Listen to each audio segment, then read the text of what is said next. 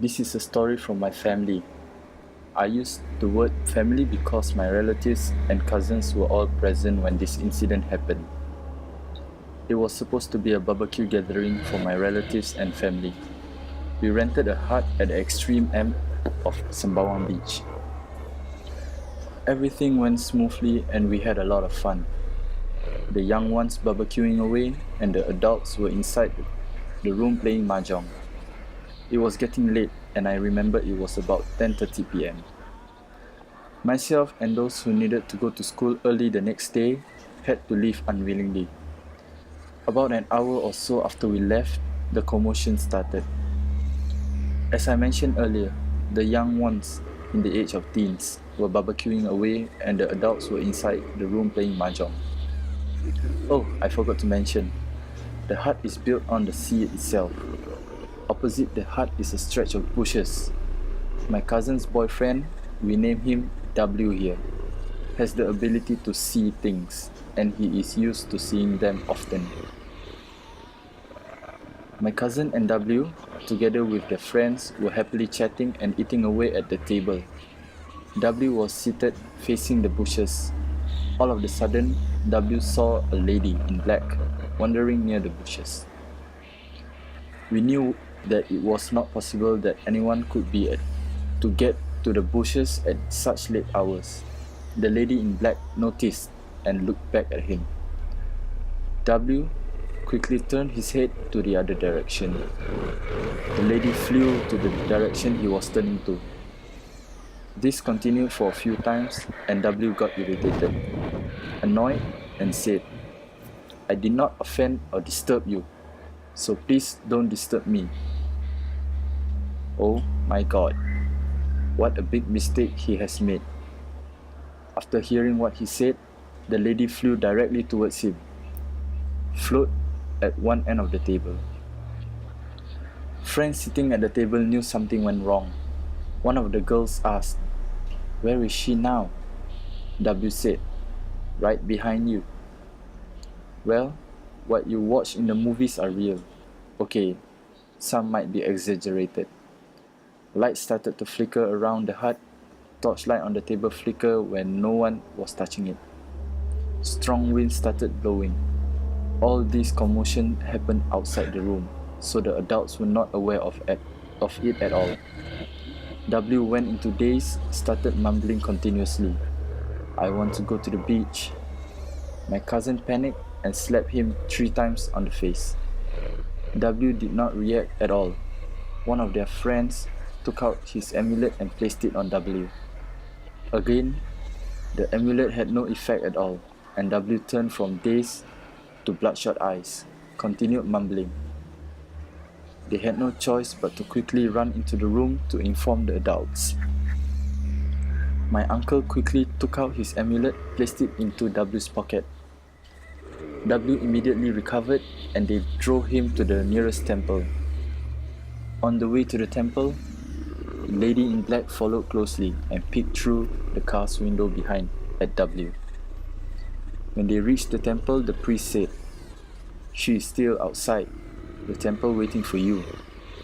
You keep the amulet and we get someone to help. Go home first, close the door. She will not able to get into your house." W went home where the lady in black followed and waited outside his house till dawn. The following day, they conducted the same ritual to appease her. Out of curiosity, all of us started to ask W questions about the lady in black. Throughout the whole incident, W and the priest were the only persons who could see her. We asked W to describe her. And what happened? Long hair, bloodshot eyes, with streams of blood flowing out of her eyes after he offended her. She flew straight at him and stood at the other end of the table glaring at him. She then flew around him in circles before he started to go in daze. So people who don't believe in the other world, my advice to you is, even if you are a free thinker, always keep something to protect yourself. A cross, amulet, God's pendant, crystal, you will never know when you need it.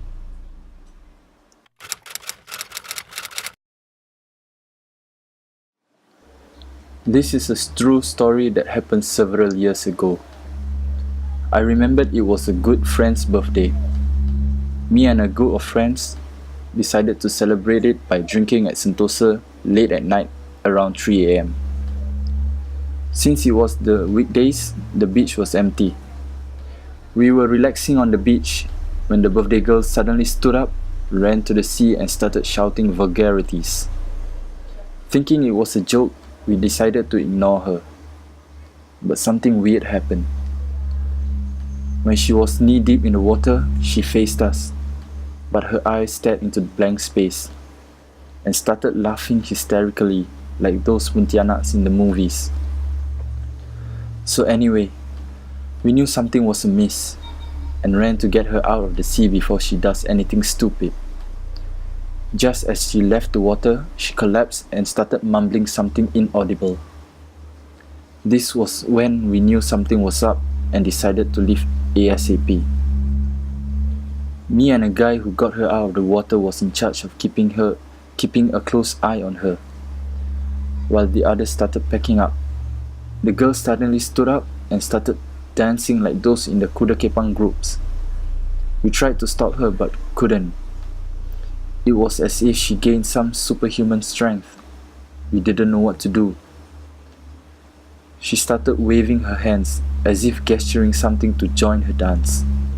I used the word something loosely here because she was gesturing towards the nearby forest. Fortunately, a Malay man was walking by. God knows what he was doing here late at night when the commotion was taking place. He started reading some Quranic verses and then she collapsed again, but this time unconscious. We thanked the guy, took our things, and ran to the main road to flag down a taxi. Another girl offered to take the birthday girl to her house. The next day, the girl had no memory of what happened the day before. We informed her parents and they took her to the witch doctor. The witch doctor did some ritual and gave her a talisman to wear, but did not explain much. Till this day, we still have no idea what went wrong, but she is still wearing the talisman.